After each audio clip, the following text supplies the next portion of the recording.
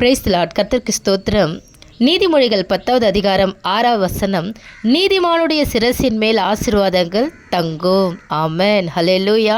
சிரசு என்பது எதை குறிக்கிறது அப்படின்னா தலையை குறிக்கிறது. ஹல்லேலூயா, ஹல்லேலூயா. தலை இல்லாமல் இந்த உடல் இயங்குமா அப்படின்னா இந்த உடல் இயங்காது. இந்த உடலுக்கு தேவை என்னது? தலை. ஆமென், ஹல்லேலூயா. நம்ம சிந்தனை எப்படிப்பட்டது? பிலிப்பியர் 2வது அதிகாரம் 5வது வசனத்தில், கிறிஸ்து இயேசுவில் இருந்த சிந்தையே உங்களிலும் இருக்க கடவது.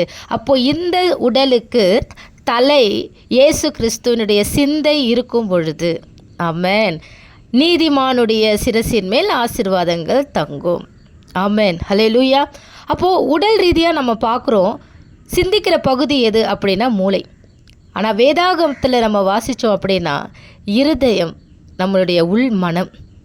இந்த மாம்சீக இருதயம் அல்ல, அது உள்ளான அந்த சிந்தனை, மனது, நம்ம எடுக்கிற தீர்மானம்.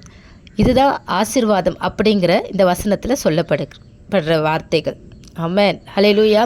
அப்போது ஆசீர்வாதம் அப்படின்னு இல்லாமல் பல மடங்கு ஆசீர்வாதங்கள் நமக்கு தங்கும். ஆமென். நீதிமானுடைய சிரசின் மேல் ஆசீர்வாதங்கள் தங்கும். நம்முடைய சிரசின் மேல் ஆசீர்வாதங்கள் தங்கும். அதற்கு நம்முடைய சரீரத்தில் இருக்கிற இந்த தலைக்குள்ள கிறிஸ்து இயேசுவில் இருந்த சிந்தை நமக்குள்ளே இருக்கணும். ஆமென். இயேசு கிறிஸ்துவுக்குள்ளே இருந்த சிந்தனை இது.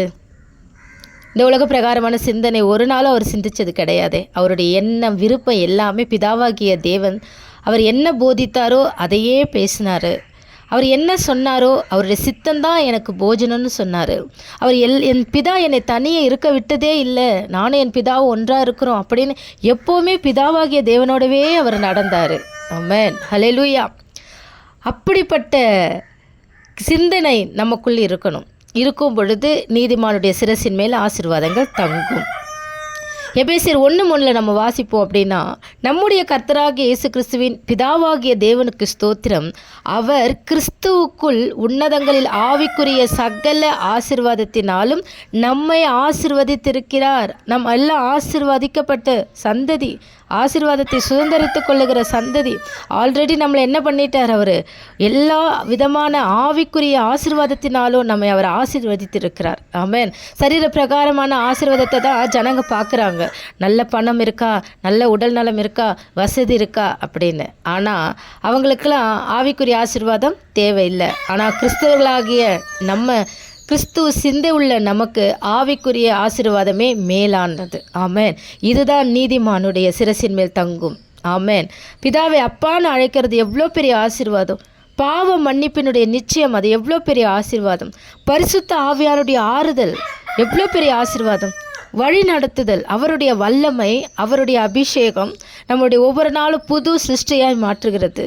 உலகம் கொடுக்கிற பிரகாரம் நான் உங்களுக்கு சமாதானம் கொடுக்கல, என் சமாதானத்தையே கொடுக்குறேன், அந்த சமாதானத்தை நான் வைத்து போகிறேன், உங்கள் இருதயம் கலங்க வேண்டாம், பயப்பட வேண்டாம்னு சொல்லி, ஆமென், இவ்வளோ பெரிய ஆசீர்வாதத்தை தேவன் நமக்கு கொடுத்துருக்கிறார். இந்த உலக பிரகாரமாக பார்த்தோன்னா எல்லா விதத்துக்கும் பயம் இருக்குது, எல்லா விஷயத்துக்குமே கலக்கும். நான் என்ன செய்ய போகிறேன், நான் என்ன பண்ண போகிறேன், எப்படி இருக்க போகிறேன். ஆனால் நமக்கு கொடுத்துருக்கிற ஆசீர்வாதம், நீ பயப்படாதே, கலங்காதே. இந்த வானத்தையும் பூமியும் சமுத்திரத்தையும் நீரூற்றுக்களையும் மண்ணாலே மனுஷனை எல்லாவற்றையும் உண்டு பண்ணின தேவன் அவரையே நமக்கு கொடுத்தார். ஆமென். மரித்து 3ஆம் நாள் உயிரோடு எழுந்து நம்மோட கூட இன்னும் வரைக்கும், இன்னைக்கு வரைக்கும் முடிவு பரியந்த நம்மோட கூட இருக்கிற தேவன். அந்த ஆசீர்வாதம் நமக்கு போதும். இந்த ஆசீர்வாதம் எத்தனையோ பேருக்கு கிடைக்கல, ஆனால் நமக்கு கிடைச்சிருக்கிறார். அந்த ஆசீர்வாதமே அவர் தான். ஆமென்.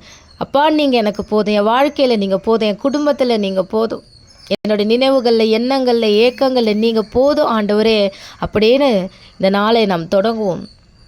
இந்த நாளின் ஒவ்வொரு நிமிடம் இதே சிந்தனை நம்ம இருப்போம். நீதிமானுடைய சிரசின் மேல் ஆசீர்வாதம் தங்கும். கர்த்தர் உங்களை ஆசீர்வதிப்பாராக. ஆமென்.